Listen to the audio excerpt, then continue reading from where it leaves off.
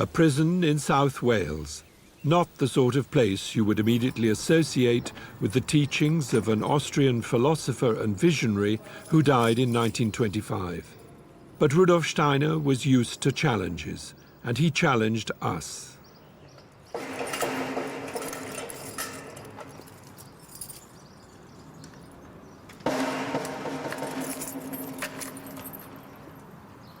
Phil Forder runs educational courses at Park Prison. Over 20 years ago, with a young son to educate, he came across a Rudolf Steiner Waldorf school and eventually taught there himself, first in the kindergarten and then for 8 years as a class teacher in the middle school. He has worked in the prison for 11 years. I often say to myself, and I just hear it all the time, there by the grace of God, and I think that's very appropriate in a prison. And you do come into life with strengths or weaknesses, and I think it's the job of a teacher, and that extends into here, is to help people to fulfill their potential, their destiny. Phil was initially engaged at the prison as an art teacher, helping the men to learn to draw and paint.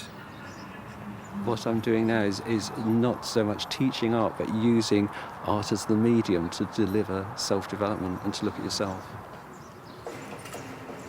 I feel things happen to you in your life which you might say, well, they're out of your control, but they are in your control, because if you believe in karma, then they obviously are. So there's meaning in all of it. Do you find that the prisoners can come to an understanding of that? Yes, I do. I think they can, sometimes in a very conscious way and sometimes not so conscious, but I do think that you're dealing with the whole person, not just what you see in front of you. Yeah. I mean, is that what you try and do with your work with them then? Is that what you're trying to do? I think it's a waking up. It's a connection. It's trying to put into place something that's missing, and usually the momentum for that comes from the man themselves, not from me.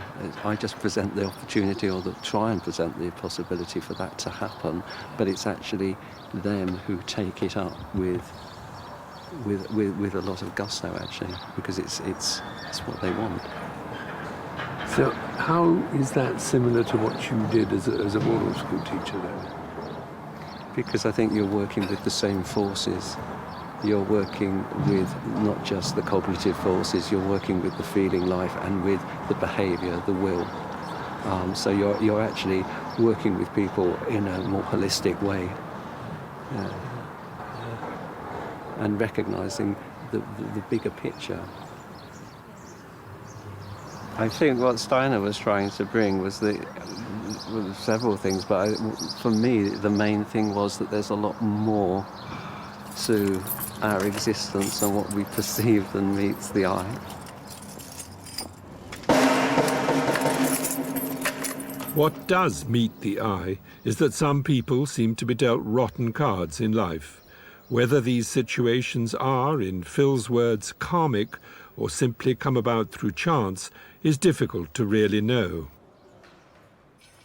But Steiner's statement, "We are slaves of the past, but masters of the future," is, I find, a helpful challenge, whatever the reasons and the circumstances in which we find ourselves.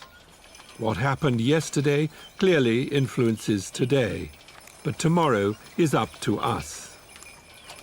Ruskin Mill in Gloucestershire is a Steiner-inspired residential college for young people between the ages of 16 and 25 who had, until now, for one reason or another, fallen through the educational net. They have, in the current jargon, learning difficulties. The students work on the land and in craft workshops, not necessarily to become farmers or craftsmen, but rather to experience what pupils in Steiner Waldorf schools in particular learn at an earlier age, to exercise their physical skills and coordination, and to actually make something, as a sound basis for the more abstract and intellectual learning that follows.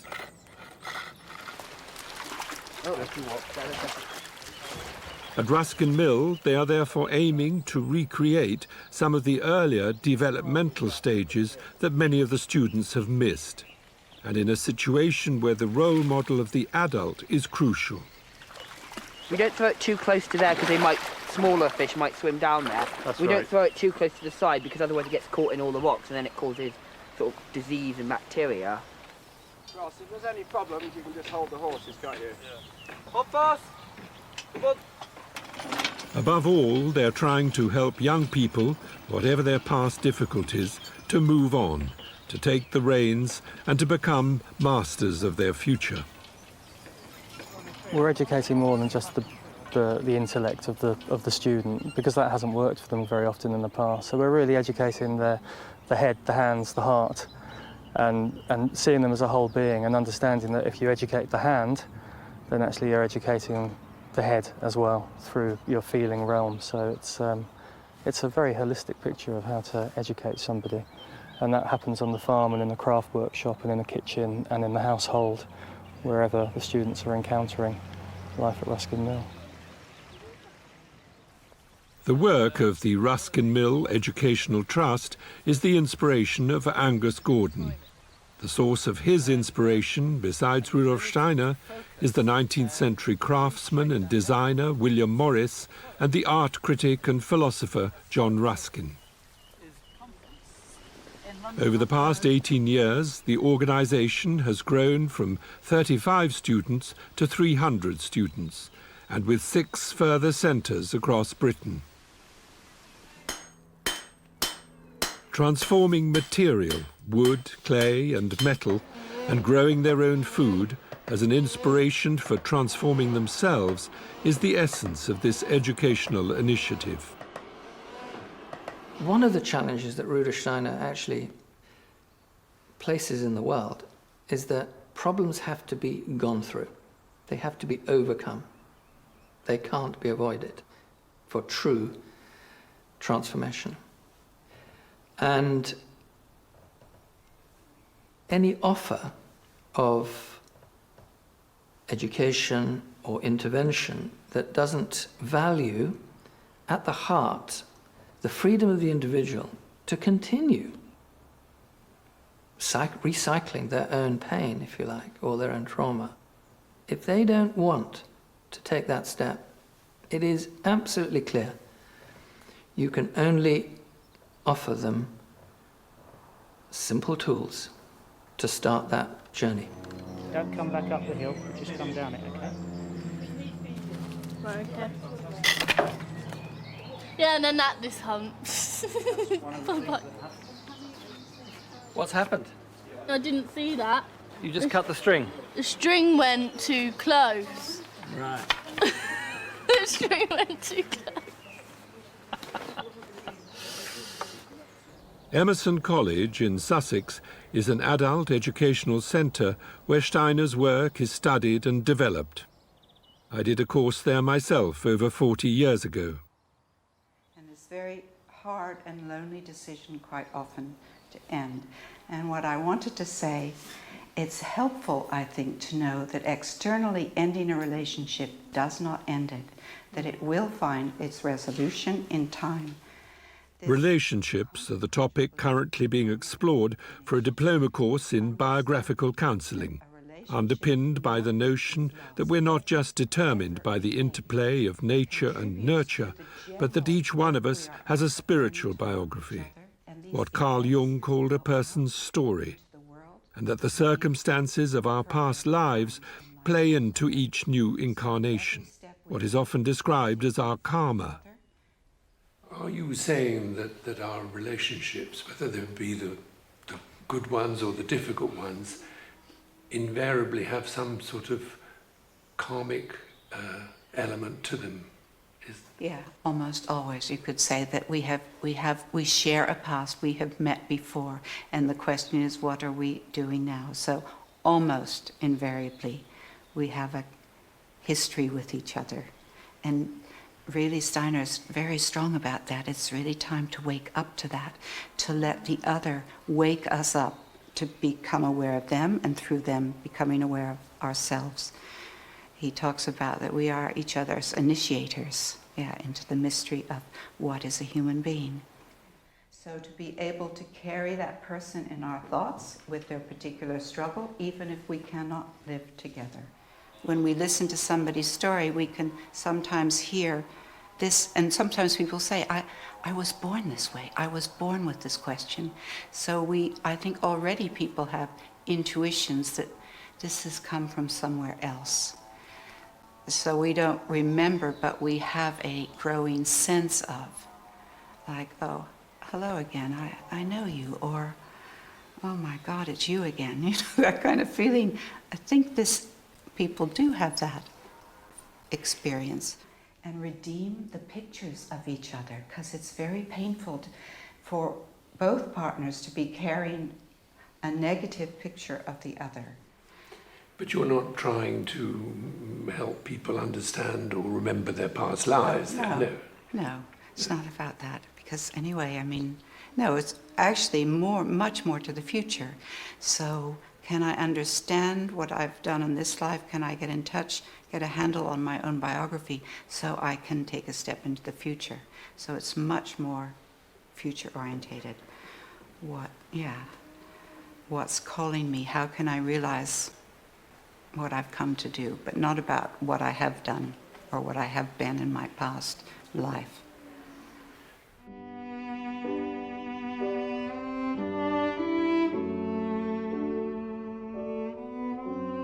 Steiner's own biography, his biography as Rudolf Steiner, born 1861, died 1925, philosopher, educationalist, visionary, is dominated by the question he was increasingly asking himself as he reached the age of 40.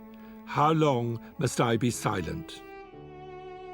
Already as a boy, growing up in the Austrian countryside, the son of a humble railway official, he had spiritual experiences about which he could speak to no one. His years as a student in Vienna towards the end of the 19th century were increasingly dominated by his encounter with the work of Goethe the scientist. Here he began to find a bridge between his own study of the sciences and philosophy and his inner world of supersensible experiences. It pointed to a new and deeper way of knowing. Steiner then spent 7 years in Weimar, editing Goethe's scientific papers and writing his key book, The Philosophy of Freedom. In 1897, he arrived in Berlin, aged 36, still unable to speak out about his realization, both through study and meditation, that what we call spirit is not somewhere else, but rather is interwoven with the material world around us, and indeed within our own being. There is only one world. Spirit and matter are not separate. It was among the theosophists in the early years of the 20th century that Steiner finally found an audience interested and open to his insights and experiences. But what was becoming the most powerful experience of all finally brought about the break with many of these early followers. For the theosophists, Jesus Christ was just one of many great teachers throughout history. For Steiner, Christ's incarnation, as a deed of huge cosmic significance, became a powerful and transformative experience. It's not a sectarian understanding of Christ, so I think he's not wanting to associate Christ too closely with the Christian church. I mean, I think the Christian church, sadly, is all too sectarian sometimes. For Steiner, it's a strong view of how humanity as a whole is transformed by Christ. Fraser Watts is a priest in the Church of England and someone with a long interest in the work of Rudolf Steiner. He's also a Fellow of Queen's College, Cambridge, and reader in theology and science. There's been quite a big tendency in the 20th century to do a retreat to some kind of subjective or existential understanding of Christianity. But Steiner is absolutely going in the opposite direction. For him, it is just an objective fact that the evolution of human consciousness was changed by Christ. I mean, take it or leave it. I mean, and even if no one had known about that, even if there had never been anyone of Christian faith, for Steiner, I think that transformation of human consciousness would still have happened as a result of the work of Christ.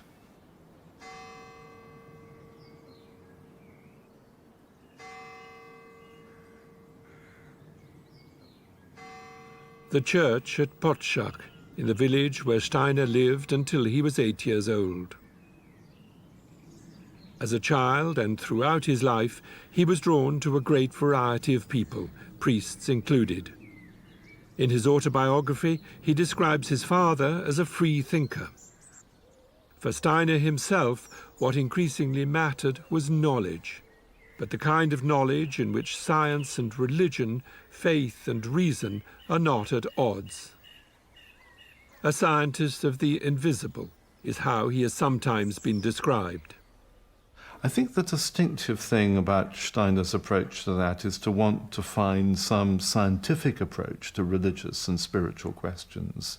There are different ways of bringing science and religion into dialogue, but I think that's what's distinctive, to approach, I think he would say the spiritual rather than the religious, but to approach the spiritual in a scientific way. He clearly has exceptional powers. Because they're so unusual, it's hard to know quite how to characterize those, but he's clearly some kind of clairvoyant. And he's unusually disciplined and highly trained in the way he uses those clairvoyant powers. And he has such a serious sense of purpose to leave the world a better place as a result of his mission. And arising out of that, all this great outpouring of practical activity. And I don't know of anyone else who spans all those things, really, has the exceptional powers, is so disciplined with them, so purposeful and so practical. I think that's a unique contribution. Why is Steiner not better known, do you think? It's an interesting question why Steiner isn't better known. I think there are various reasons. There's something off-putting about his writings. I think that has to be said. What style, you mean? Yes. Style and content, I think.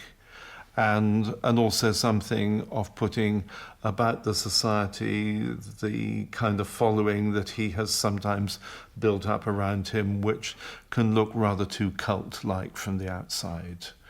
Not at all what he wanted, I think, but it can look like that. The network of people interested in Steiner's ideas is worldwide and growing. Here in Hyderabad in South India, several hundred are gathering for a conference of the Asia-Pacific region of the Anthroposophical Society. Anthroposophy being the name Steiner chose for his movement after his break with the Theosophists. Most, if not all, of these people would reject the notion of a cult, in that as teachers, farmers, doctors and therapists, although interested and inspired by Steiner's insights, they are working hard to make these insights their own and to take them further, as well as to learn from important developments in education, science, medicine and psychology since Steiner's death nearly 100 years ago. I'm originally from the UK. I met anthroposophy 34 years ago in a school for handicapped children near Reading. It's now a Waldorf school. At that time it was a special school. Some severely disadvantaged children there. And I worked as the gardener. And my wife worked as the cook. And for me, meeting the work of Rudolf Steiner was like finding water in the desert.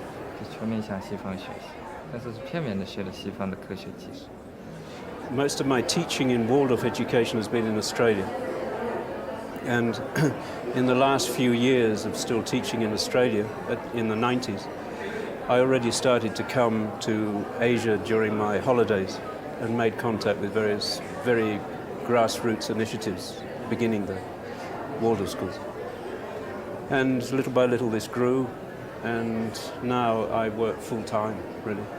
And particularly now in China and Taiwan. What is the response then to Steiner in that part of the world? It's exploding.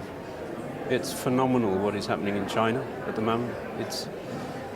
I would say the people who come to the training courses and seminars and the initiatives that have started in China, those people, I would say, are hungry. They're really hungry to find meaning in their lives. They're hungry to connect with the outside world. And they're deeply grateful. That is my experience, and this is what gives me energy. The mainstream education in China is very, very tough, very, very competitive, and the children, they're forced to study from very young, from kindergarten back to 3 years old, and more and more parents realize this is not what they want. And actually, like the world of schools and kindergartens, most initiatives are parents. Ancient China was also very much part of my pathway towards anthroposophy. And I think what they find in the work of Rudolf Steiner is the holistic context within which everything has meaning and everything has an importance. And so it was in their own culture. To be an artist was at the same time an expression of being a human being.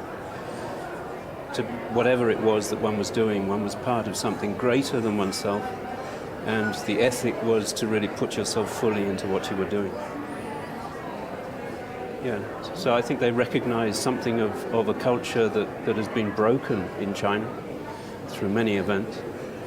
There are some people who want to bring back that culture into Waldorf education. It's like make it an entirely Chinese education. But there are others who take, in my view, a more balanced point of view and recognize the ancient world has gone. Yeah? We live in the modern world. But we can go forward in this modern world and re-find the ancient world in a modern context. And that's, for me, what anthroposophy does. And it's fascinating for me that all the different cultures I've been to, and I've had the privilege of traveling cheaply, I have to say, but traveling to many, many parts of the world. And again, I found that people there can say, like here in India, they can say, but anthroposophy is just a repetition of what we already know, yeah? And so many people have the wrong understanding that Steiner just gathered this and this and this and put it all together. But the reason that they can find their own culture in anthroposophy is because within anthroposophy there is something intrinsically human. It is universal. And this universality expressed itself in the past in all the different healthy cultures. And in today I feel that what we are in the process of doing all around the world, not just people involved with anthroposophy, but we are creating a new culture. I am a Zoroastrian, and in Zoroastrianism there is nothing like karma. It's resurrection theory there. So for me, karma, there wasn't resistance. In fact, I found my answers to some things that happened in my life. Karma was one of the sort of tool for me to understand why things happen. And Steiner's view made me look at my own religion in a different way. It's not that I'm rejecting Zoroastrianism completely, but I understand my religion much better now because of Steiner's viewpoints.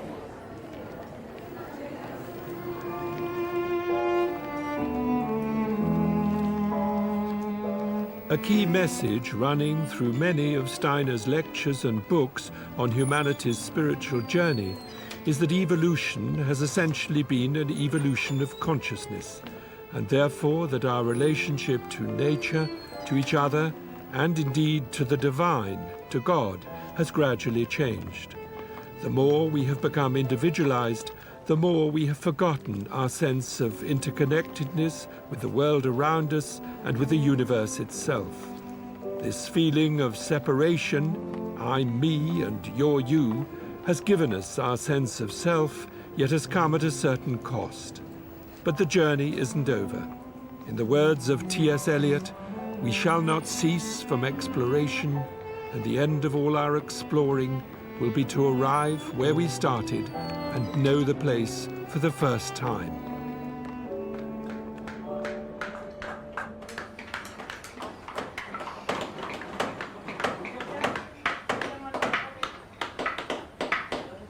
While in Hyderabad, I visited one of India's 7 Steiner Waldorf schools, 4 of which are in Hyderabad. Sloka was founded in 1997 and has nearly 400 pupils.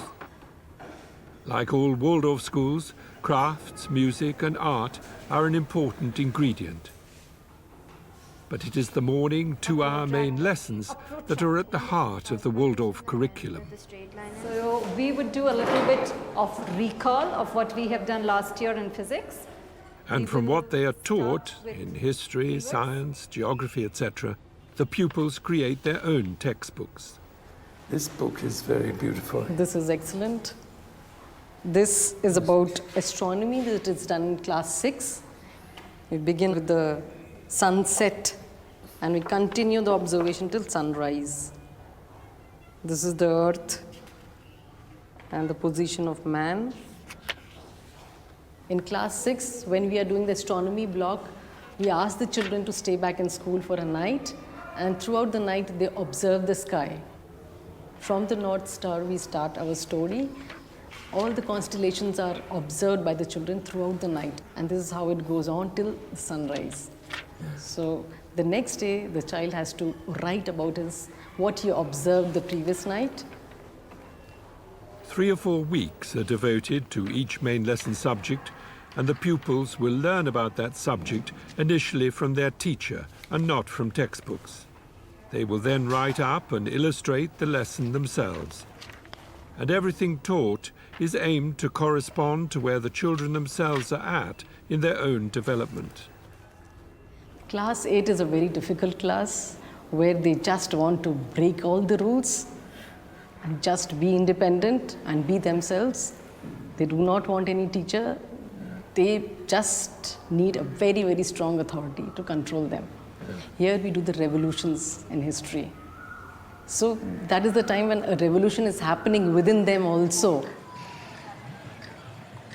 None of these pupils will have started formal learning, including reading and writing, until they enter class 1, around the age of 6 or 7. In India, as elsewhere in the world, what increasingly concerns many parents in particular is the stress their children experience, both in terms of the pressures of living in the modern world, but also the pressure of having to achieve, to score points, tick boxes, pass exams, all with the aim of eventually getting a good job. But, in the opinion of many people, coming far too early in their lives.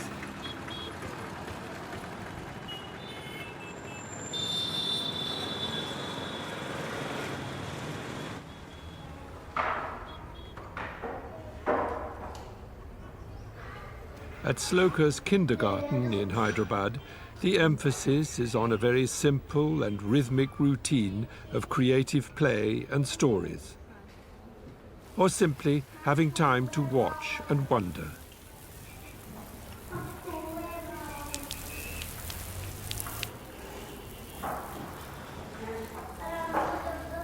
As little children, they cannot differentiate between play and work. For adults, we know that there's a play time and a work time, but children, play is as important because it's all imitation, that they imitate whatever they see. And actually, if they're like, I'm cutting fruit, they could be, cutting an imaginary fruit there, but they're actually doing it. It could look as play for us, but for them, it's real work. They're actually cutting fruit. Or perhaps they're actually cooking something. It is work for them. They cannot differentiate between work and play. What Steiner emphasized when he founded the first Waldorf school in 1919 in Stuttgart was that childhood has distinct phases, and that children not only have to grow up and learn the ways of the world, but also need time and space so that what each one brings into the world can unfold harmoniously. Trailing clouds of glory is how Wordsworth expressed it, though some of the baggage we carry on our backs, maybe from past lives, is often far from glorious.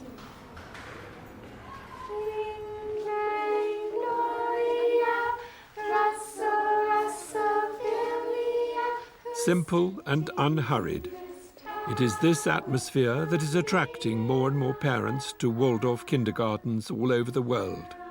Here in upstate New York, in the Hawthorne Valley Waldorf School, I came across this growing awareness that if childhood is eroded, we are diminished as adults. There's a story, I think it's from Zorba the Greek, about him holding a butterfly that's just come out of a cocoon and wanting to see it fly. So he tries to blow on the wings to dry the wings before their time, before they're really strengthened and ready. And the butterfly ends up crumbling and unable to really fly, and its time was not yet come for it. So we're giving children time. I asked Janine whether she believed there'd been some golden age when all was peace and harmony. No, I think every age has had its struggles, but I feel that, it's all a remembering and a forgetting, and we've done quite a bit of forgetting, and it's time to do some remembering again. That's really what I feel. And Steiner brought so much, but also many other humanitarians, Gandhi and Tolstoy and many great thinkers have brought these gifts. So wherever we go, if we can find ourselves centered again and being able to remember our true purpose of why we're here, in serving each other and in regenerating this gift of life. The teachers who come forward to work in places like the Hawthorne Valley School, one of over 100 Waldorf schools in the USA, share what many other people feel these days, a view that education is not just about imparting knowledge, but is also about awakening and nurturing what the children already know. Tell me about your... Torrin Finzer is chair of the education department at nearby Antioch University in New England, and General Secretary of the Anthroposophical Society in America. Which grade is she in now? 4th grade. The great crime of our time is that in too many educational settings, the adult consciousness, the intellectual adult consciousness, is pressed on the young child in the name of performance, in the name of academic achievement. And that is a great crime to childhood, because what's happening there is you're denying the innate qualities that live in the child at that time.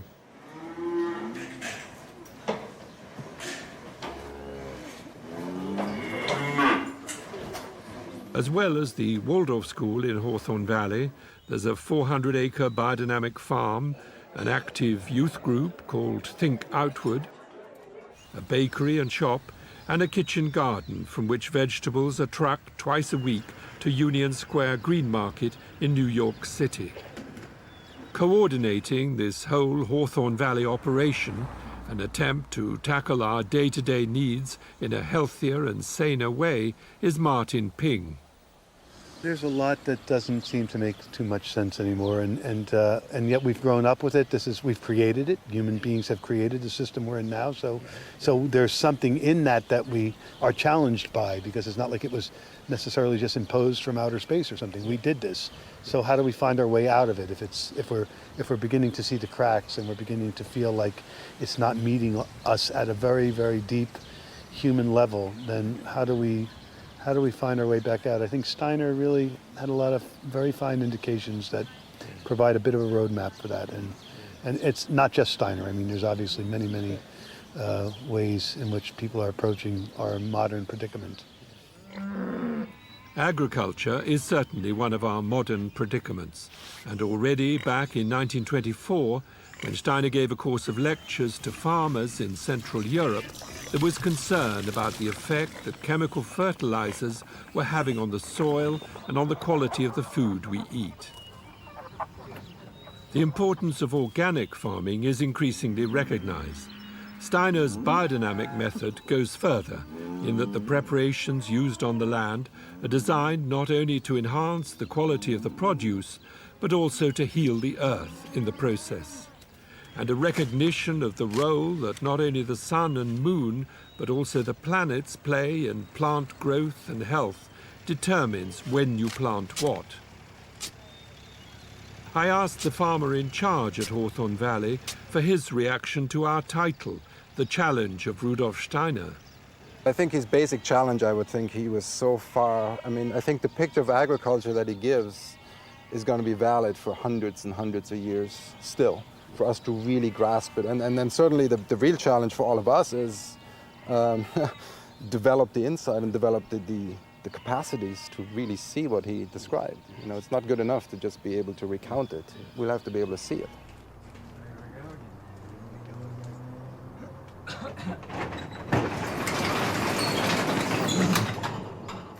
To develop insights and capacities of their own is what these two modern-day alchemists are trying to do in this Californian garage.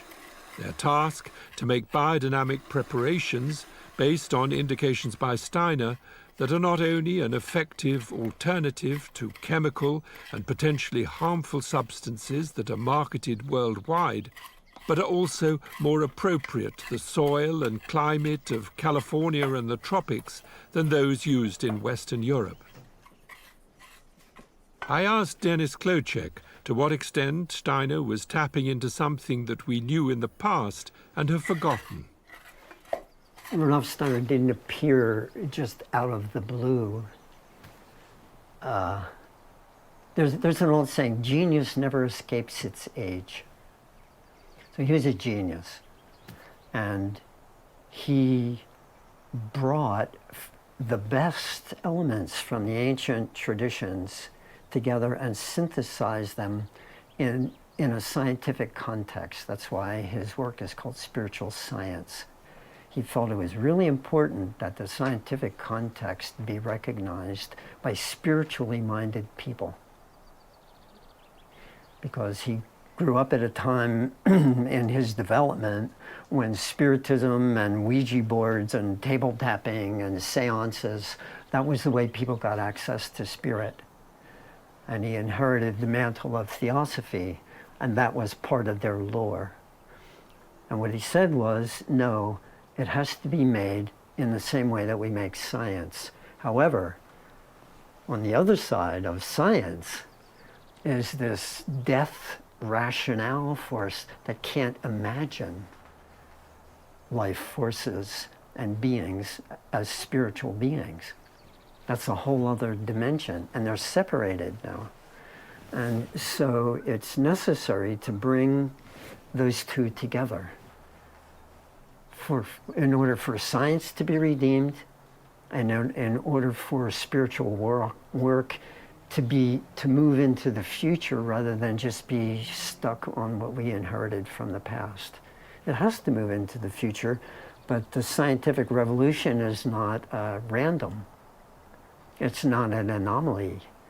It's a reality. So it's not going to go away. So the scientific worldview is not going to go away. So we can't just go out and hug trees and talk about fairies and hope that that's going to go somewhere. Even if that's the perception that we have, that has to be grounded in reason. So it's both. It's an inheritance from the past. And if you read Paracelsus and Basil Valentine and the alchemists, you'll see everywhere in their work is this threads that Rudolf Steiner was picking on and pulling forward. And yet, with his cosmology and his rational training in science, he could move it further. Dennis Klocek teaches consciousness studies at this college near Sacramento. His colleague, Matthias Baker, a fellow researcher, is consultant to a number of biodynamic vineyards in California.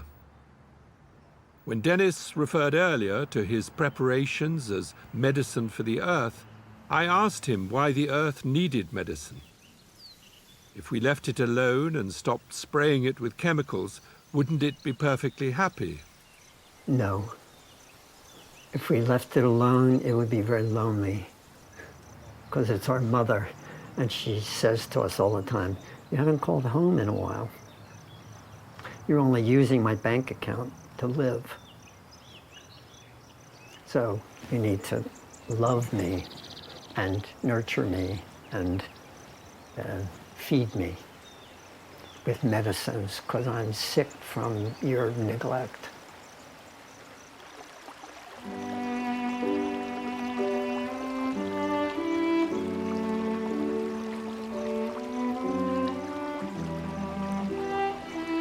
They say in esoteric circles, if you don't have the organ of perception, if you don't actually work on yourself to perceive in the proper way, you just see the world as it is, not as it could be.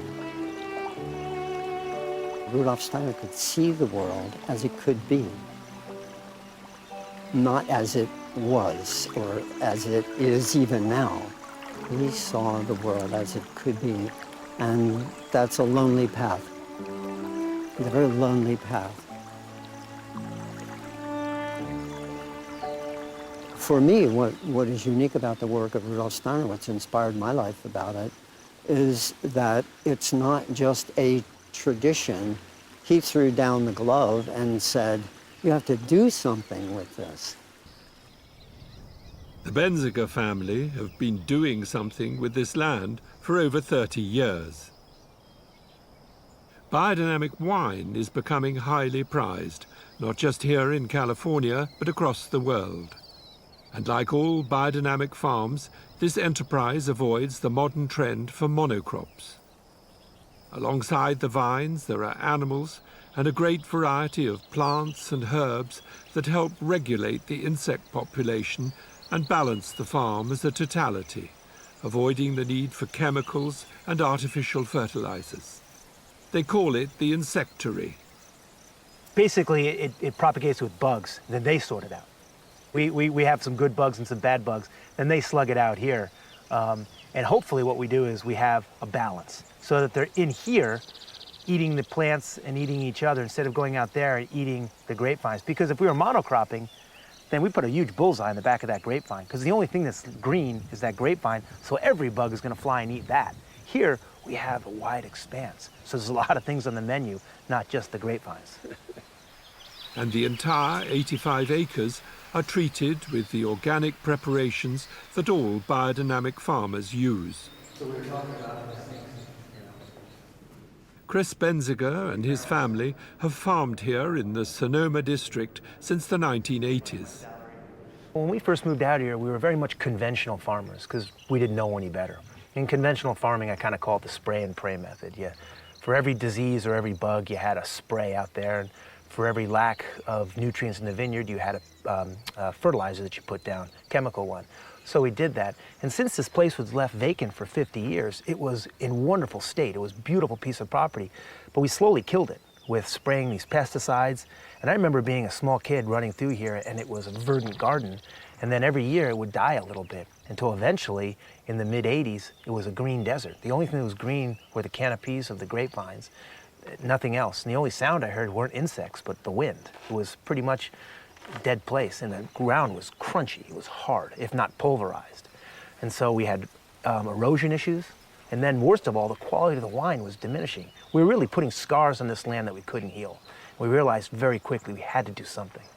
And so in the early 90s, my brother had a book on biodynamics that he had toted around his whole life, and the book kind of jumped out at him. At the same time, he met this wonderful guy by the name of Alan York, who was kind of the biodynamic guru out there, and the two got together and formed a great friendship, and we started to, in 1994, started to bring in biodynamic practices here, and it took us about 6 years, but in the year 2000, we were certified, the first winery in the Sonoma-Napa area to be certified by Demeter as a biodynamic winery, and this place changed radically, going from this green desert to this beautiful piece of property that you see here today. It's gorgeous. It's alive on many levels. And people like Matthias then have been advising you, yeah? Oh, Matthias and Alan have been instrumental in us on how to understand this piece of property and unlock the secrets of farming biodynamically. Chris and Matthias went on to tell me that essentially the vine doesn't want to be alone. I asked them if that was true of plants altogether. Is monoculture against nature? I personally think it absolutely is. Yeah, and we see that because nature always fills the gaps in terms of where the balance needs. So you'll see disease pressure, funguses, or different insects that come in to kind of help break down that monoculture in a sense. And there's evidence there that shows that nature recognizes it as an imbalance. Chris, you've got this wonderful visitor centre. People come here and look around. And what's the public's reaction to biodynamics? First is wow. I didn't realize all that went on to make a bottle of wine. That's the first thing that they kind of say. And then they go, a lot of them say, well, that's how my grandfather farmed, or that's how my old uncle back in the old land farmed. So there's this natural kind of understanding of it, of how it should be. And then there's this kind of, wow, I wish we could do that. You could see everybody wants to get a little dirt under their fingernails when they come here. And they understand that it's a very complicated system on one hand, but also an extremely simple system on the other, because it's following Mother Nature. The idea is we are so inbred to hang on to the steering wheel and drive Mother Nature. It's really hard to take your hands off the steering wheel and let Mother Nature drive.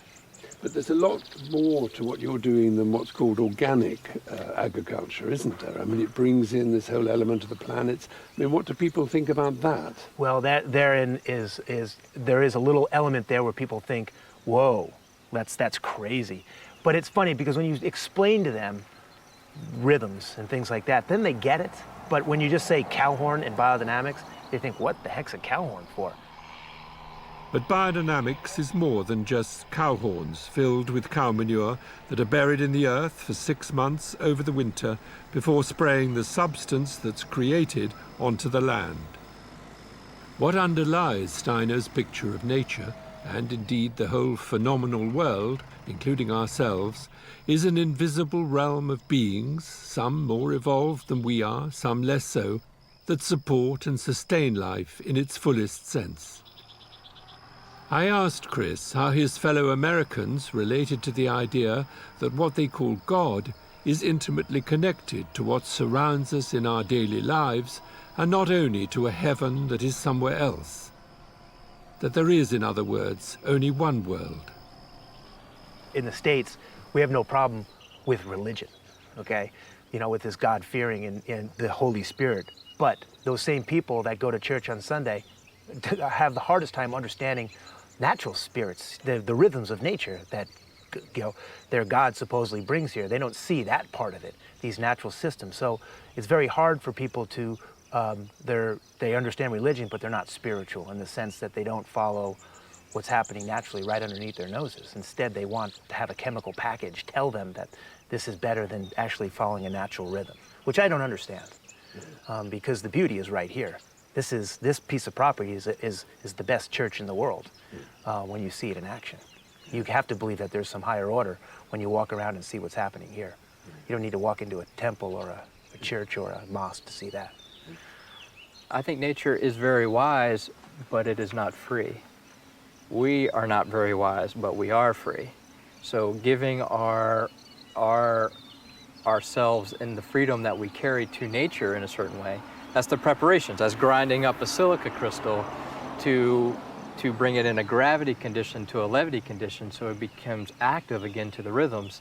That is our work. But it's the wisdom that is in nature that teaches us how to do that. So I'm not saying that we're wiser than nature. The creative, if I was to try to build a plant, it would not happen. It wouldn't work out too well. It wouldn't work out too well. So that's what I'm saying is there's a language, there's a script in there that is amazing.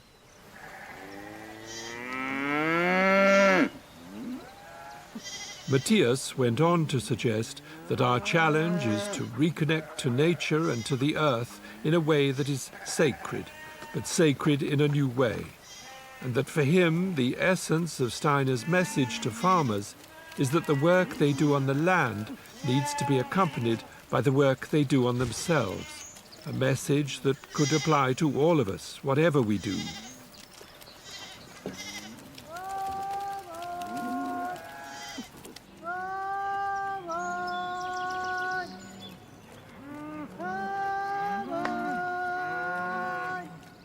This young man is at work 3,000 miles from the Benziger winery in California, but still in the USA.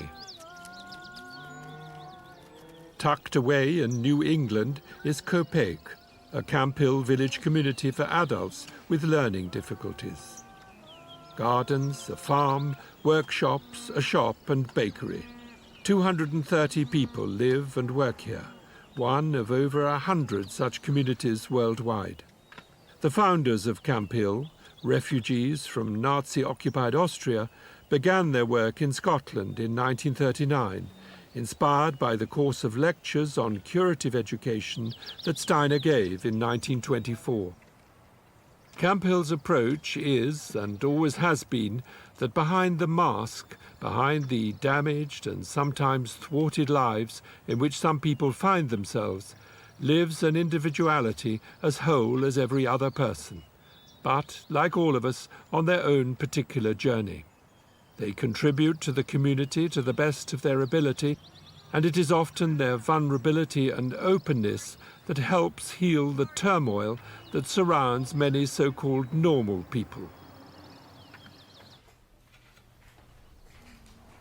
Vulnerability, but often great skills and patience. In this case, important work in Copiague's seed marketing enterprise.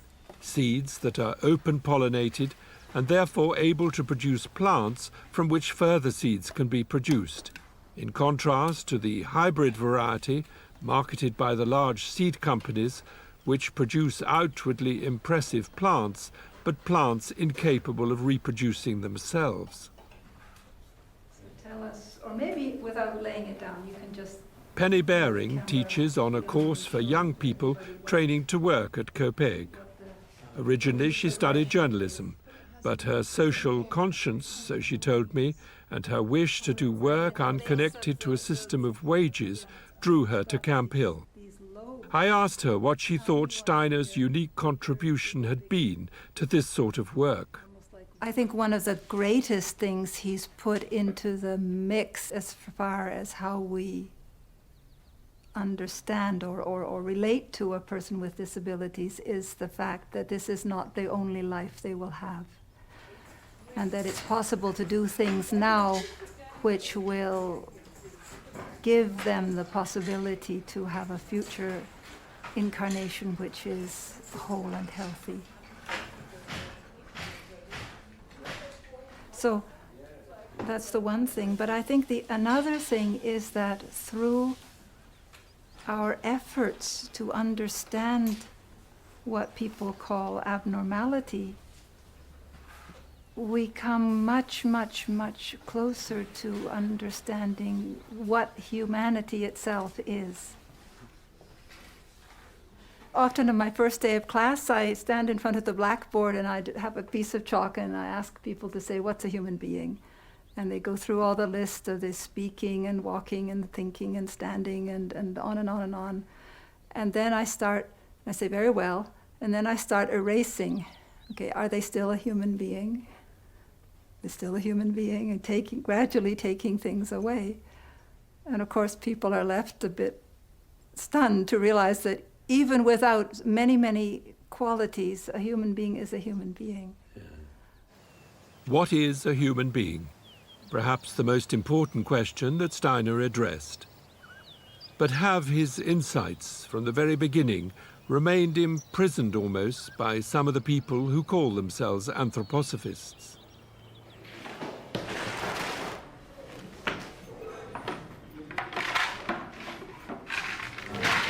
I asked the baker, Joseph Papas, whether he thought that Camp Hill communities like Kopek have tended to isolate themselves from the world at large, and whether Steiner's legacy altogether has become too exclusive.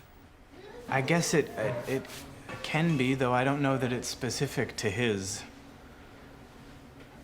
legacy as such. I think that isolation tends to happen with any sort of content that comes into the world. And I certainly would never say it was his intention. But yeah, you know, I can say it seems in the biography of this community that there was a time in the growth of the community that it seemed really important that it more or less separated off a little bit in order to grow and to become strong, and then maybe that's also can be reflected in the individual as an inner process as one comes to terms with oneself. But certainly feel like in this community, but also in this region, there's a lot of feeling that we're now at the point where we need to grow a bit beyond our borders.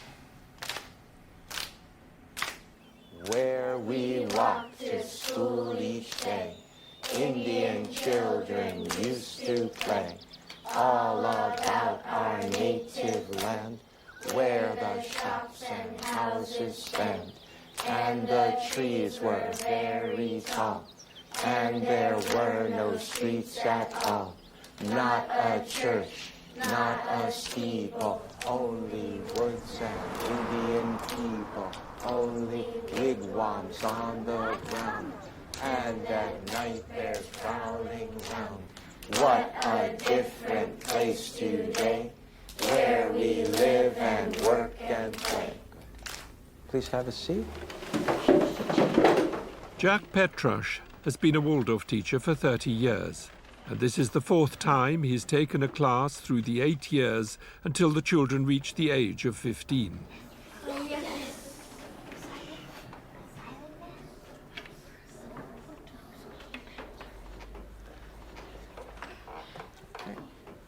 Silent arithmetic. Here we go.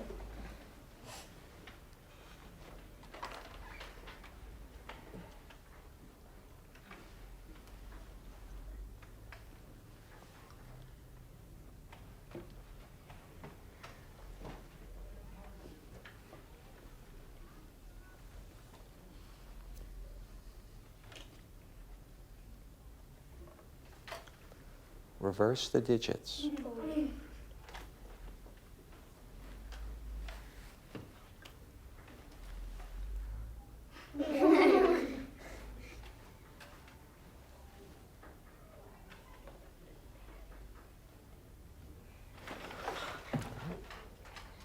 Kneel. Excellent, good. Nearly 2 hours later, and the morning main lesson is over. One of Jack's concerns is that in the Waldorf school movement, there isn't always sufficient interest and appreciation for some of the positive things being pioneered in mainstream education. On the other hand, mainstream appreciation of Waldorf methods is also not much in evidence. I asked him if any sort of dialogue is taking place. I wish I could say that it was happening in a marked way, but it happens more in small ways. There are educators who are coming out of mainstream who can appreciate what Waldorf has to offer. Good, listen carefully. But unfortunately, they're few and far between. And in our climate in America, with No Child Left Behind, and the tremendous pressure on testing that came out of the Bush era and is continued, unfortunately, with President Obama, it's very hard for the ideas that are essential to Waldorf to resonate within the educational community. There's just too much pressure. Oh, see, this one was not good.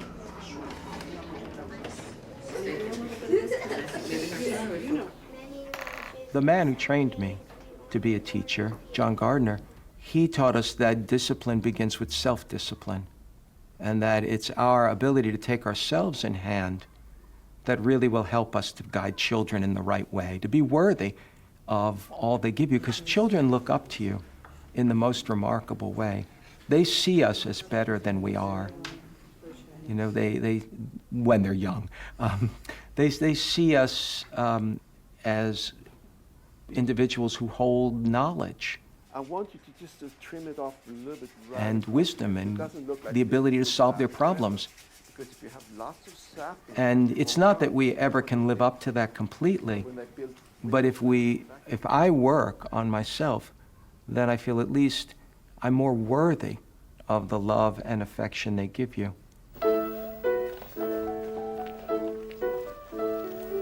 I think about the world that the children that we teach and raise will inherit, and how many problems will be in that world. And I think about the kind of thinking that's going to be needed to solve the complex, seemingly insolvable problems that we have in the world with the environment, with our cities, with our prisons, and even in America with our democracy. And I know that the problems aren't going to be solved easily. They're going to require a type of thinking that is new and innovative. And I believe Waldorf kids, and I'm not just saying this to sell Waldorf, but I believe the kind of thinking that's fostered in a Waldorf school allows children to think out of the box. I feel children are going to need to ask the questions that nobody's asking yet to help solve the world's problems. I gave the last word to 3 of the older pupils at the Waldorf School in Washington, D.C. I love the class size. I mean, you find that in every Waldorf school, the small classes. And I was in public school for 3 years, and that was very different. You had different classmates every year and different teachers every year. And I like having the same ones to kind of develop relationships with. Yeah. That's been fantastic. That's one of my favorite parts of the school.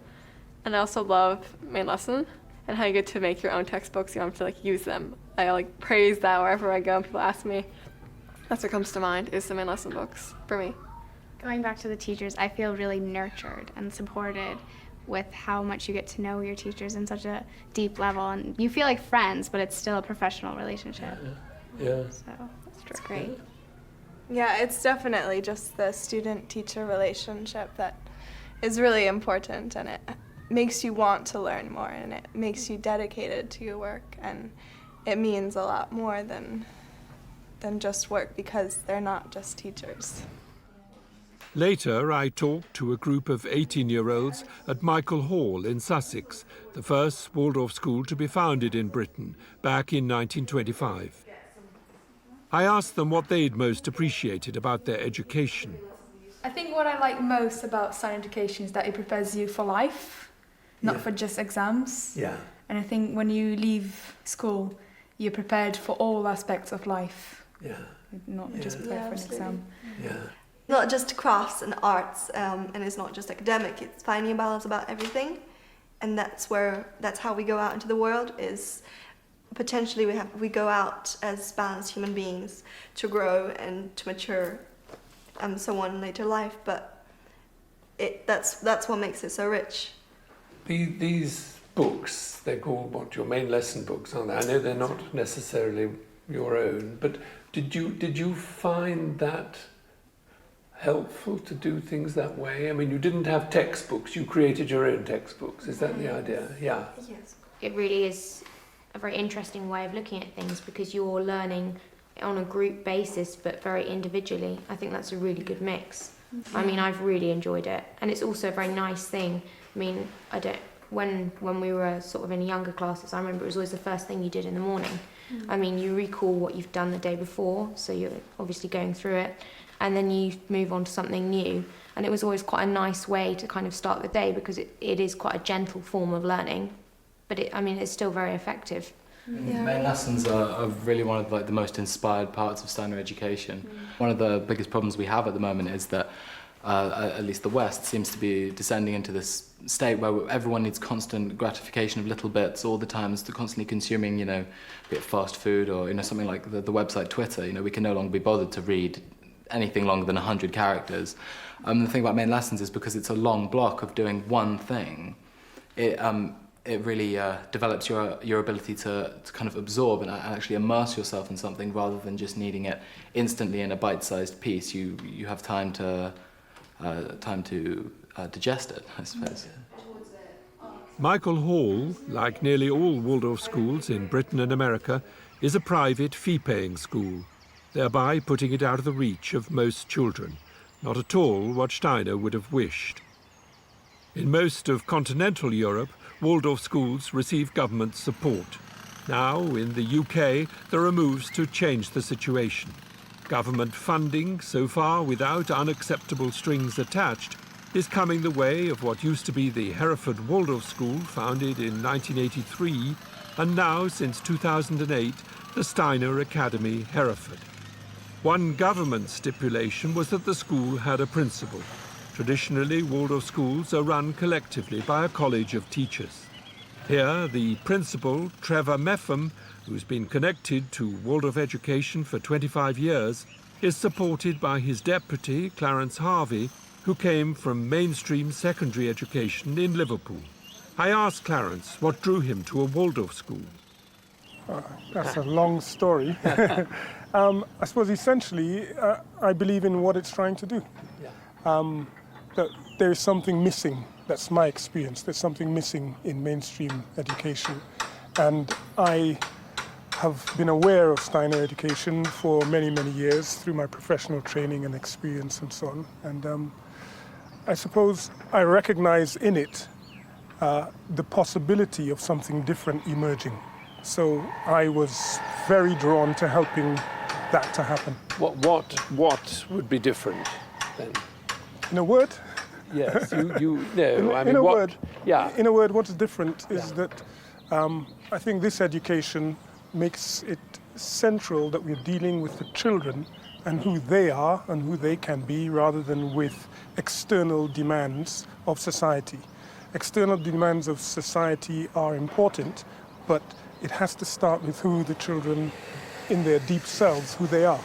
So for me, that was an exciting and important thing to help support happen. Is it possible in schools, in publicly funded schools with all the accountability, to not lose sight of the children? What would you say, Trevor, the essence then? Well, I think there's an awful lot of talk in these times about technology, globalization, speed, variety, all of those things. And a lot of it is packaging. A lot of it is stuff that's on the surface. But I think, echoing what Clarence just said, I think there's a really important need not to bring about globalization of the world, but to bring about humanization of the world.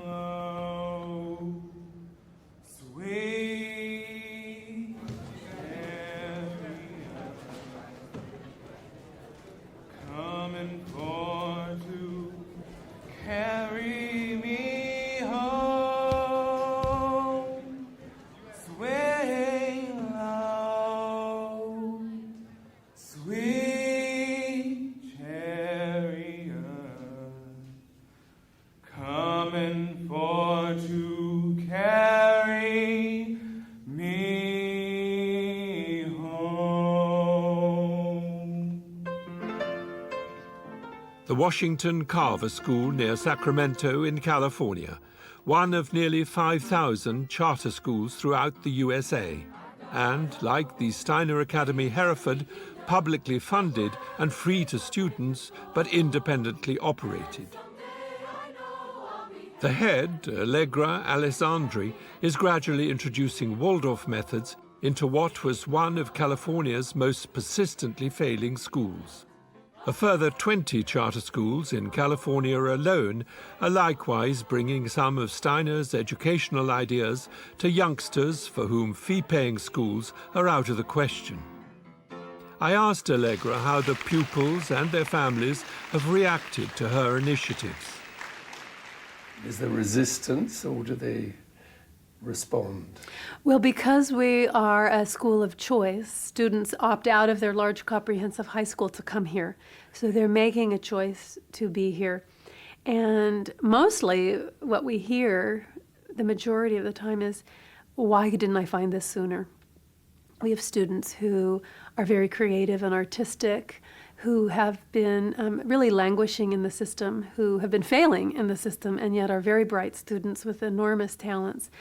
And they come here and find a place to flourish because they are developing and growing, and that's recognized. The compromises that inevitably arise when Waldorf methods are introduced into mainstream education are a problem for some Steiner purists. But it seems to me, on a visit to a school like this one, that Steiner would be delighted that people are experimenting and moving beyond the borders of a movement that can all too easily become inward-looking and even elitist. And perhaps most important of all, Allegra and her team are making an important contribution towards helping and encouraging less fortunate young people. I asked her what it was like when she first took over. There was gang activity. We called the police 2-3 times a day. We had regular drug busts. We confiscated many, many ounces of marijuana over the school year. We had many fights that we were breaking up in classrooms, outside of classrooms. There were maybe 2 or 3 thefts a day. Allegra used the word process to describe what is happening at her school. Not yet a full Waldorf curriculum in place, but they now have a choir, a garden, fruit trees have been planted, Waldorf-trained teachers are gradually joining her, and fighting is a much more skilled and disciplined affair.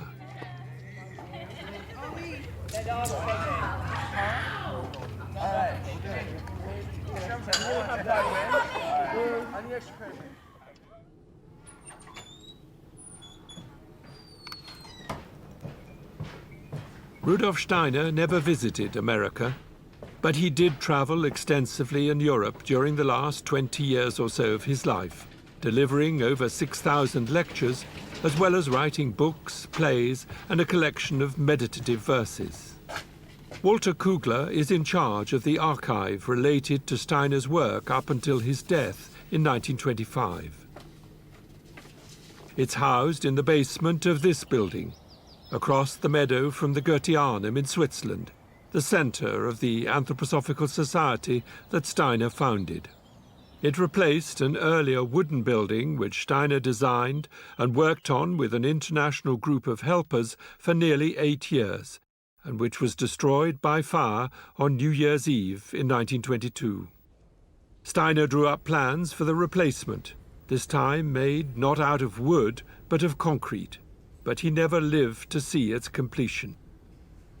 What did survive the fire was this huge carving which Steiner created along with the English sculptor Edith Marion and known as the Group. Steiner referred to the central figure as the representative human being.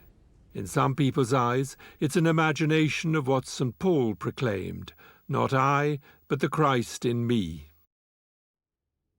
The carving is also a depiction of the 2 polarities that Steiner saw as key ingredients at work in human nature. One, that he identified as Lucifer, is the influence that gives us our sense of self, independence, and creative potential.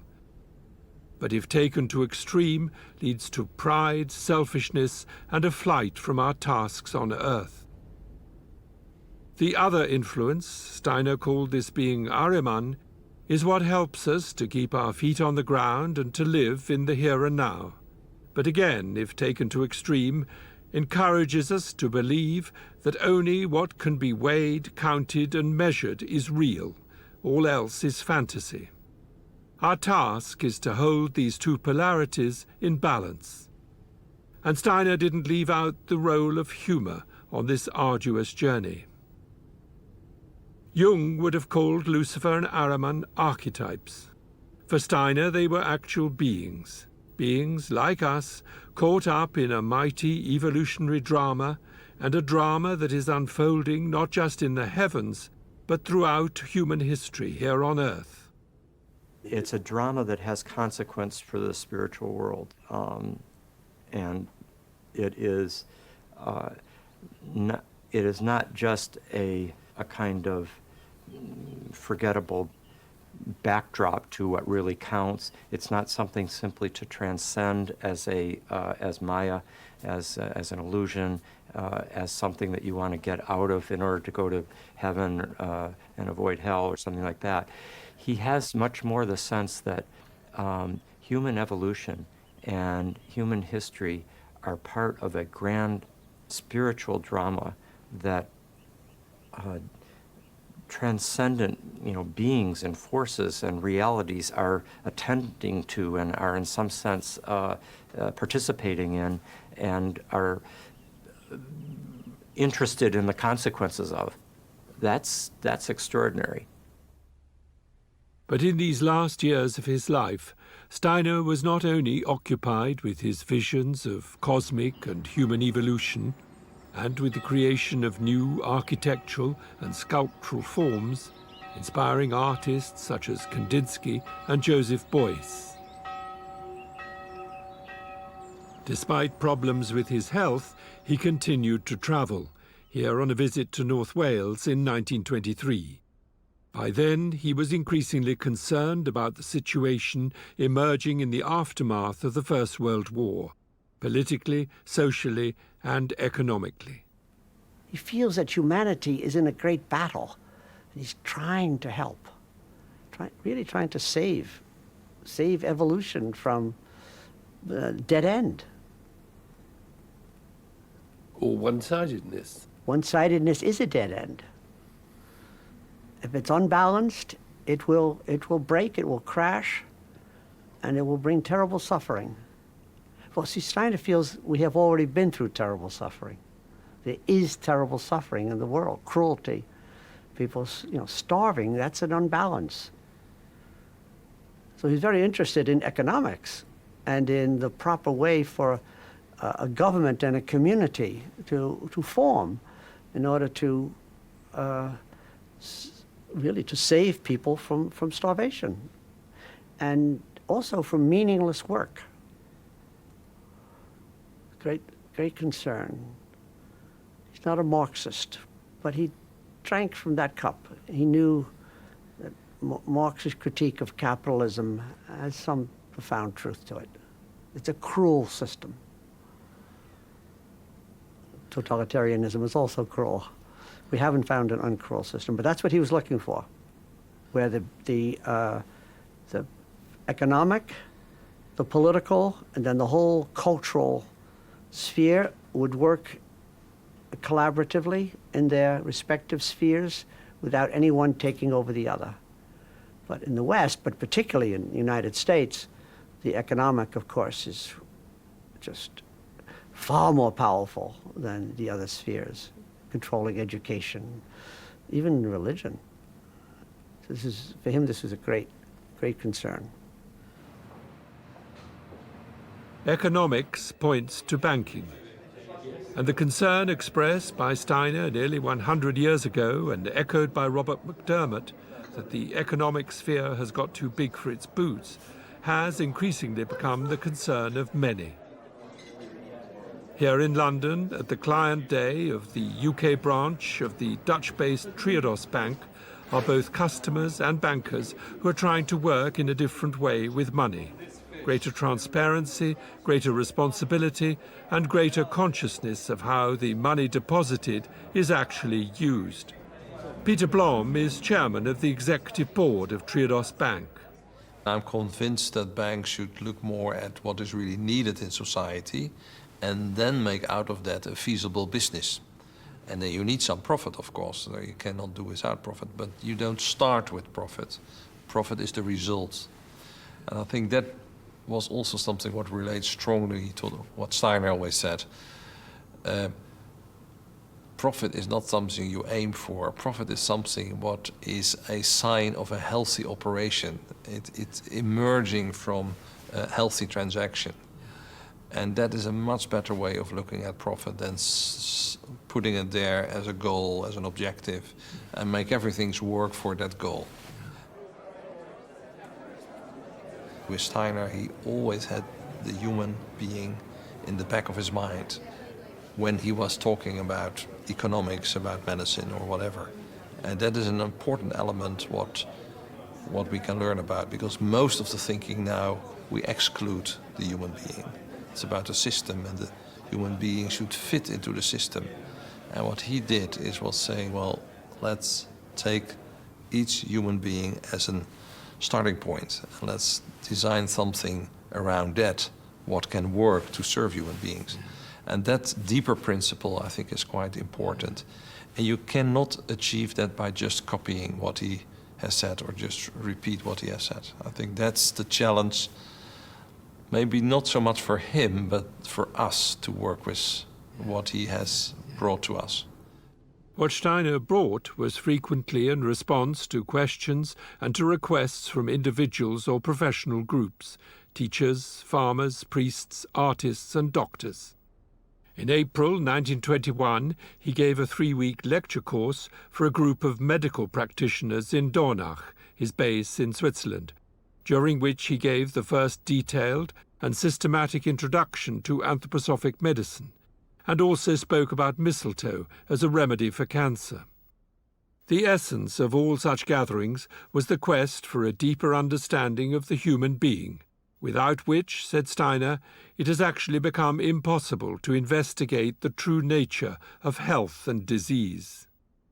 Steiner worked closely with the Dutch doctor Ita Wegman in bringing his insights about health and disease into practical application. At the Hiskia Institute in nearby Arlesheim, research into the use of mistletoe as a treatment for cancer continues. Into this high-tech machine, the sap from mistletoe, harvested in June, is mixed with the sap from a second harvest in winter. The rotating discs revolving at an incredible 10,000 cycles per minute, a velocity of 1,600 kilometers per hour. One of the doctors had described to me how mistletoe, this semi-parasitic plant with no inclination to be a proper plant, with roots in the earth and a normal flowering process, could be seen as somehow held back in an embryonic way.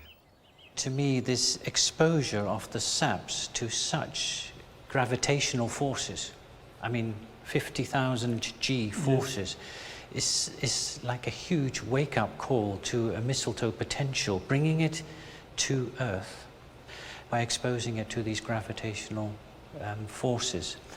And that seems the key to unlocking the potential of the mistletoe for the treatment of cancer, unlocking it by bringing it to gravity. So that's just another way of my way of describing it, because that was, I think, behind Steiner's attempt, unlock potential. The mistletoe is a hidden plant until it becomes unlocked in this way, the manufacturing process, and then in clinical practice. I asked the director at Hiskia about this strange combination of highly sophisticated technology with a plant one associates with druids and folklore. Yeah, the combination is strange. This old, huge, old mystical plant and this high-tech procedure. But, you know, these are polarities which maybe give sense. Which may be taken as a feature, as a characteristic of anthroposophic medicine, both trying to span the understanding based on old, traditional insights, but accompanied now with the rigor of modern natural science and bringing it down to literally to earth and gravity. Outside the institute, the botanist at Hiskia showed me an example of mistletoe growing in an oak tree, describing what he called its anti-tendency to all the normal processes of plant growth. It has a very strong reduced shoot growth. Every season you have only one stem and 2 leaves, and no more leaves. And the next season they will open the flower, and in the end of the season the berries will ripen. So it has a very strongly reduced shoot growth. And through that's what Steiner pointed out. It is collecting forces, powers, and as we know today, also building up substances which have a potential in the cancer therapy. Because Maurice, I mean, you're a doctor. You use this mistletoe. What actually is it doing? It's not a cure for cancer, is it? Steiner introduced it in 1921 publicly in one of his lectures as a potential medicament that could help cancer treatment. Not, as you said, necessarily as a cure, but research has shown there have been many cases collected already where cancer with mistletoe treatment alone can have quite a powerful effect, and some patients even go into remission. Mostly, over the last research has shown, and Helmut already indicated, the substances have been looked at and studied in great detail now, and more is now understood of why this may be the case, why it may be a helpful remedy. Why is it? Well, it's something to do with its peculiar botanical properties and the very unique composition of substances inside. And the most studied substances, I mean, there are the hundreds of different substances inside, but the most that have been studied and are understood are the lectins and the viscotoxins, two substances that seem to have a direct impact on the cancer, and equally important, an impact on the immunity, the patient's immunity, the possibility of one's own natural forces to deal with and to an extent overcome cancerous processes.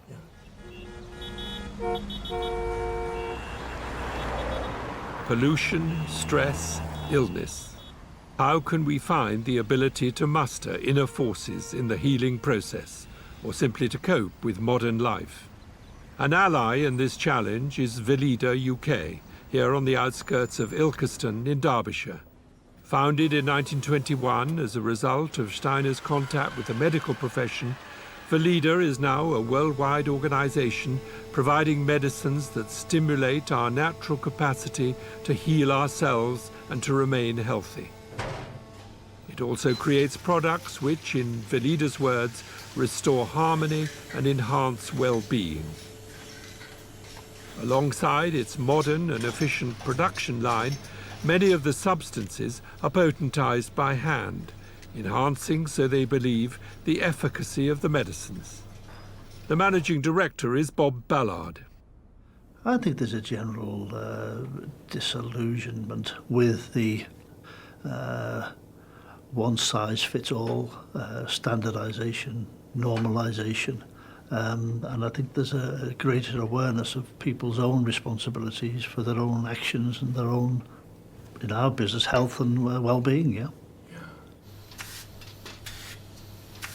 There's so many side effects with a lot of the conventional medicines, not all, but there's a lot of side effects because of this one-dimensional view of the human being, you know, as a machine, and if something breaks, you just fix it, yeah, without a total awareness of what's the implications of that on the rest of the body, yeah, on mind, on spirit, yes. The plants that are used in the majority of Velida's remedies are grown in their own biodynamic garden.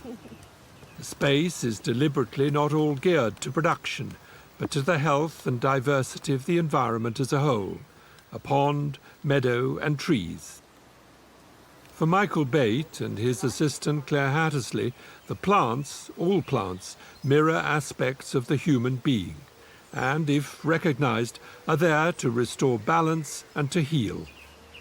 The medicines which Rudolf Steiner himself gave us are very fascinating, and when you really study the growth and gestures of the plants that he suggested, they can provide this picture often of the healthy working of, say, the heart or the liver or whatever, or on the other hand provide a mirror of how that organ or that system doesn't work.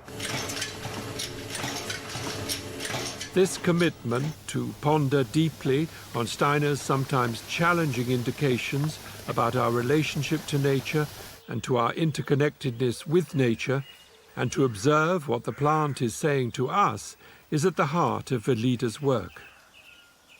Michael also spoke to me about the challenge of being as fluid and flexible as nature herself, and to recognize that everything, including our own lives, is in process. Nothing is fixed. And like each one of us, every plant has its own unique signature.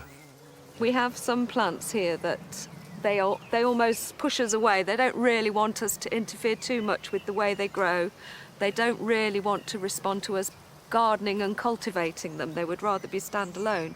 And there are other medicinal plants that are quite they don't change too much if we are weeding them and hoeing them. And you get a sense that they are working with us. But there are certain plants that are much more independent. And if we start to fuss them too much, then they're perhaps not so happy. Like it, yeah. Yes. So we have to respect that as well. What's your understanding? What's the definition of a weed then? A plant in the wrong place. I see weeds very differently now since I've worked at Something that's very difficult to grow if you want it. Really? Yeah. Quite often the plants we're trying to cultivate, yeah. Sometimes they just turn their nose up. They won't behave themselves like garden plants. They're not predictable. So we'll sow a bed of something, maybe poppies, and they won't come up, but maybe in 3 years' time they'll come up for us. So we have to be a little bit kind of flexible. I think your plants sound to me more and more like people. Yes, yes they are yes. beginning to. People, their health and well-being are the prime concern of the Blackthorn Medical Centre at Maidstone in Kent, an NHS practice that combines conventional medicine with an anthroposophical approach to health and healing. It also offers therapies that include eurythmy, biographical counselling, rhythmic massage and art.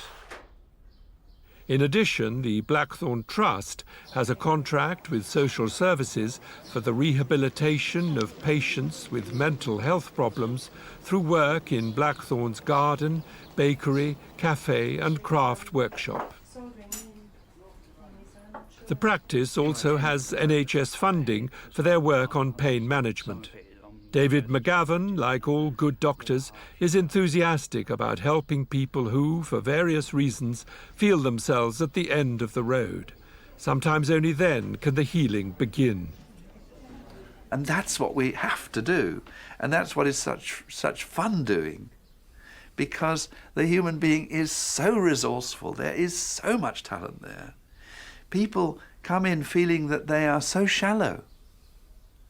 They come in feeling that they are nobody because of the way they've been treated, because of the way they've been reduced, because they have nothing now in terms of income. They've lost their car, they're on benefits. They feel they're that big.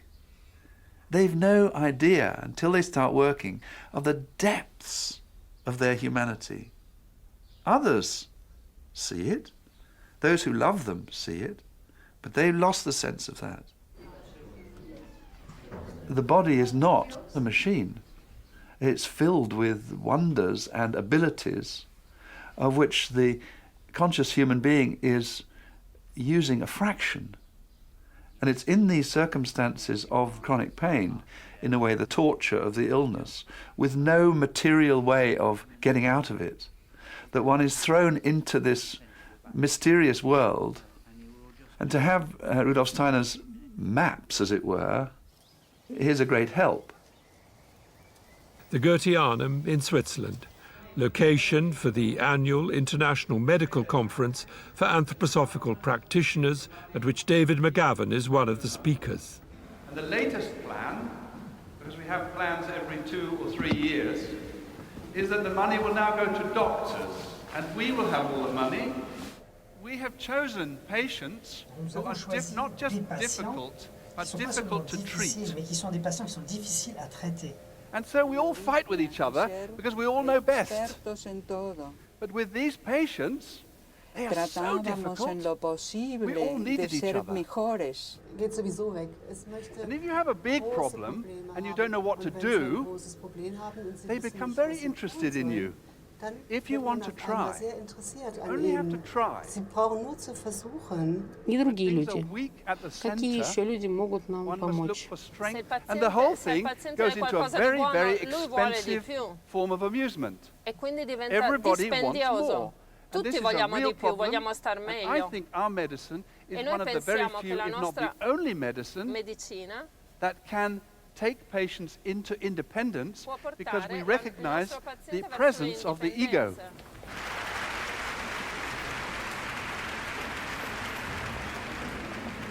There are nearly 3,000 doctors worldwide who've taken the additional training in anthroposophic medicine, alongside an increasing number of hospitals, clinics and surgeries offering treatments informed by and developed from Rudolf Steiner's indications. Ursula Flatters qualified as a doctor in her native Germany, but has worked in Sweden for 30 years and was a co-founder of the Vida Clinic in Jana. I asked her what she felt was Steiner's most significant contribution to medicine. It's very much. Maybe the most important thing is that you need to integrate every illness into the biography of a human being. It means the illness has a context and that has big moral consequences. You have to treat everybody individually. You have to listen to everybody. You have to find out what is the possibility in this situation for the individual patient. Maybe this is the strongest thing that inspired me most and really deeply changed my relationship to the patients and my decision making. So each person has a story in a way, that's what you're saying? Yes, yeah? Yes, and the story is sometimes a secret story even for the patient. So when you get ill, something is like a secret. There's something in it that we both have to find out. Steiner said everybody has a mission, not only the big person on the platform. Everybody has a mission. That also means he has a task in this life. So this kind of feeling for biographies as a period of time in which we come with task and we work for this task and we go with the results and bring the results in the future evolution of ourselves, but also of humanity.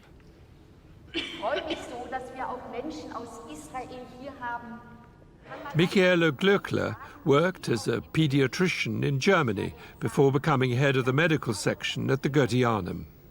Steiner's concept of spirituality is that every human thought is a spiritual power. That what you think will be reality of tomorrow.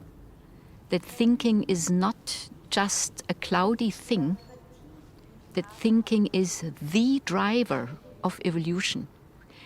So if you have this concept, thinking is the spiritual power and is also life, then you understand psychosomatics, why thinking can heal, why meditation is healthy, why bad thoughts are affecting people. You do not know this only, you understand, and you can also work with that concretely in healing, in concepts. But also when you have remedies from nature, minerals, plants, healing plants, you understand the spirit. You understand the effect also on the consciousness, on various parts of the body. So we study very concretely, very scientific, what works in the nature and corresponds with nature processes in our physical nature, and on the other hand, what can we contribute by helping the people to live more consciously, more meaningful, more healthily in all their various life circumstances.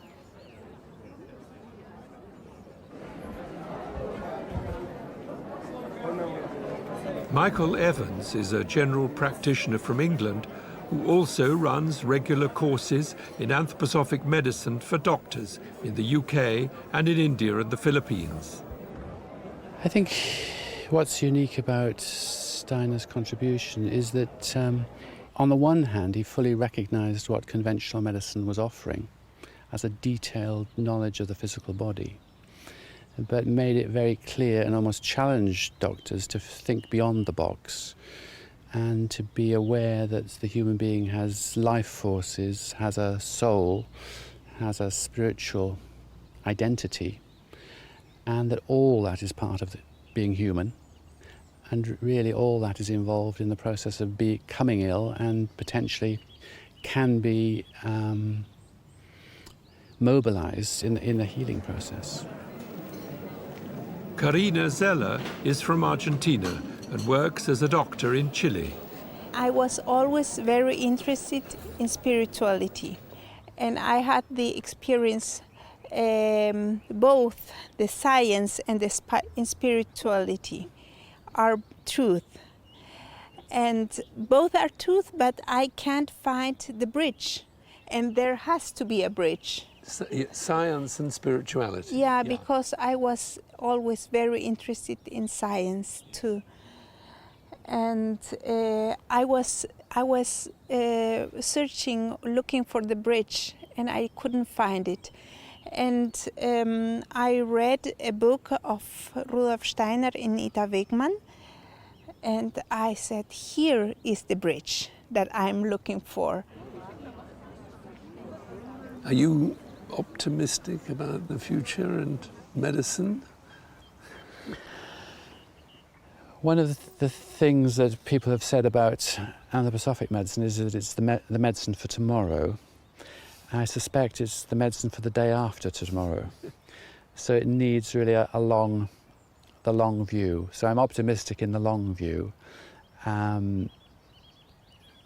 Not quite so optimistic in the short term. Do you see an element of tragedy in Steiner's life? The fact that he did die quite early? Yes. Certainly, I think the whole life is, from one point of view, it's a tragedy.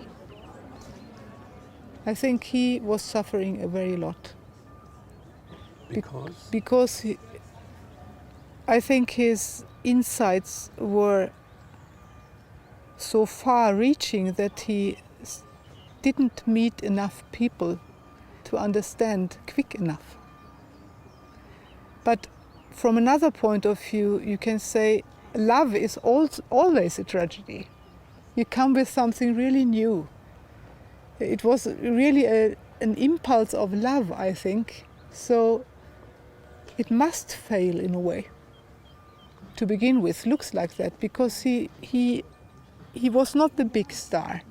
He connected to people, he wanted to work with people, he took them as they were. He was positive, and all this very big social impulse it's great. Maybe it's a little bit more slow for him, but we all are invited to this, and that is not a tragedy. I think that's beautiful. It takes some time, but it's beautiful that he chose that. He could have gone to the mountains and wrote a lot of wonderful books, but he chose to work together with people. And it's very great. I don't know anything else that is so practical, that really tries to create a culture from spiritual insights, not only having them, but doing something. But things are going much slower than one would wish. Even in me, I'm too slow, I'm too lazy.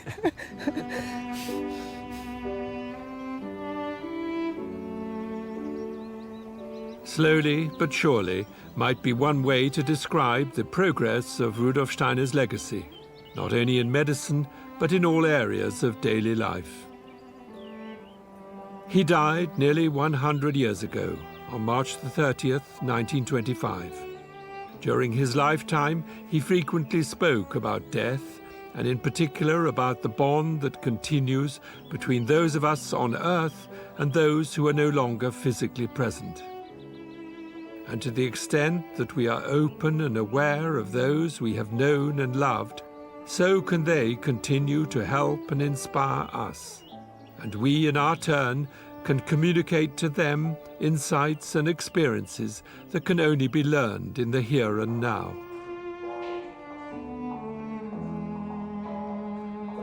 The essence of his message, as I understand it, a message that tries to communicate ancient wisdom in a form appropriate for modern consciousness, is that there is only one world, part seemingly hidden, part revealed, and that we human beings are not alone, not just in our daily lives, but in the universe at large.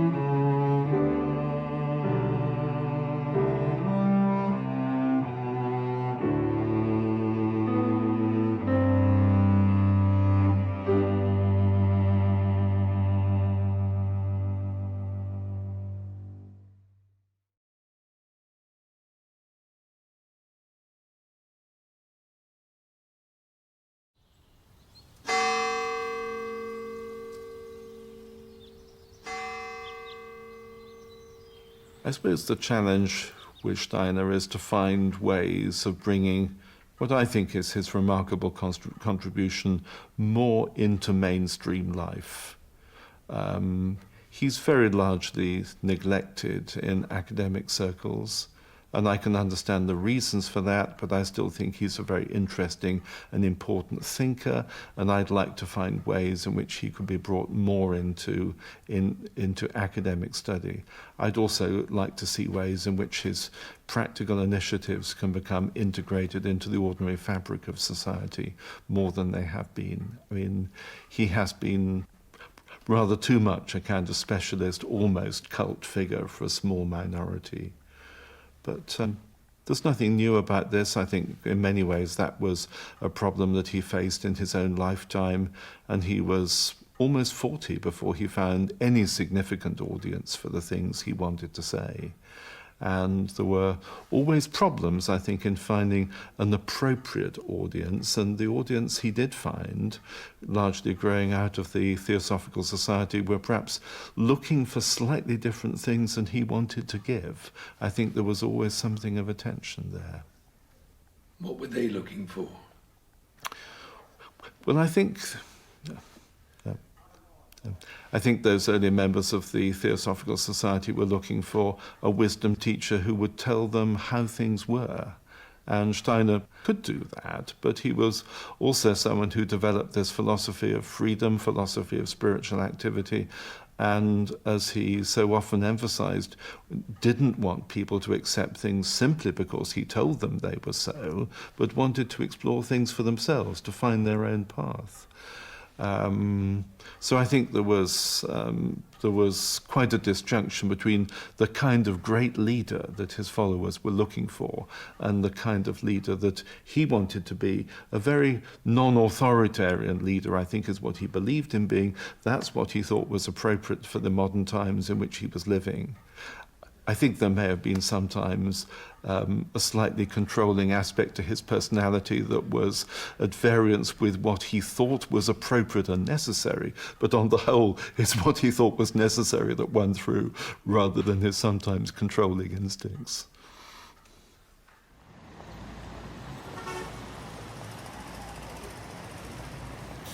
For me, at least, the way that Steiner is most a part of my own thinking is he opens for me new possibilities that I hadn't considered before, but that are immensely fruitful to pursue. So it's not, I don't approach Steiner as an authority, that because he says this, therefore I know it's true. Instead, I see him sort of radically expanding the areas that I can look at. Before reading Steiner or some of his interpreters, I felt like my vision on the world was much narrower, where now I can open to there's a whole number of different areas, all these different rooms I never knew existed that are very much worth thinking about. And some of them I don't know what to do with, and I just let them pass. I'm not all that concerned to try to refute Steiner. I mean, who needs to, right? As I was saying about the Van de Graaff generator, one often tries to imagine what would Steiner's life and hopes be like today or in the near future. You know, imagine him returning, reincarnating, if you will. Would he acknowledge the society he created, or would he have something very different in mind? You know, I think there are a couple of ways of coming at the question. One is to say, to whom was Steiner directing his hopes, his aspirations, his efforts? And it was to humanity. It was not to a small community of anthroposophists. You know, when he started the Waldorf schools, he did not start them for a few tenths of thousands of students, which is what we have now. He had an idea and a vision of the effects of his interventions in education as affecting every child. So there are 45 million school children in the United States. We've got 100 schools, Waldorf schools. Say each of them's got 300 students, you know, so you've got 30,000 students. You have 45 million other students. So it was never meant to be an enclosed community of practice or of belief or anything of that sort. It was meant to be a way of envisioning and understanding the world, oneself, that was to have the broadest possible impact. An impact that would help human beings generally.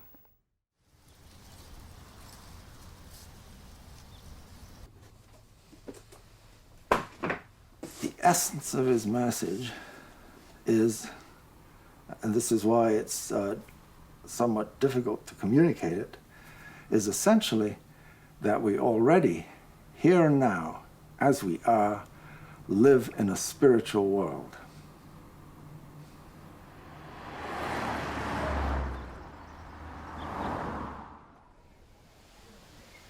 Steiner challenged us to take our own thinking very, very seriously. He challenged us to think way beyond the logical framework of what's inside the box, but to make connections in our thinking which we could continually test. The challenge of Steiner is to uphold the freedom of the individual human being and to awaken in each of us a sense of our responsibility for not just for the future of the planet physically, but for the evolution of this matrix in which we find ourselves, this firmament, as Shakespeare called it, to evoke a sense not just of connectedness, but of co-responsibility. And in the challenge of that path, we have to meet also our own limitations and our own potential for evil. We have to meet, in other words, our own freedom. We can't just replicate what we've been told, but something has to be reborn in us because we will it so, because we think it so. I think that's perhaps the ultimate challenge, to help to bring human beings to the point where we can sit round a table together and say our collaboration is in the service of the universe as we know it. We can change, we can make a difference. And he's given us a unique set of tools to approach that if we resonate with them and take them up. You haven't used the word God.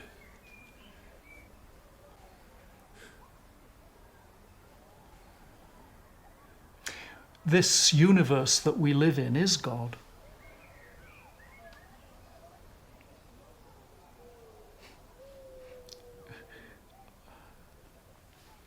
I don't want to postulate a hypothetical God, but the material world of which we are part is in its essence divine substance. I mean, that Steiner was quite clear about. Substance, silica, calcium, magnesium, carbon, these are the clothing of the body of God. And God is that being through which all these substances find their ultimate sublimation.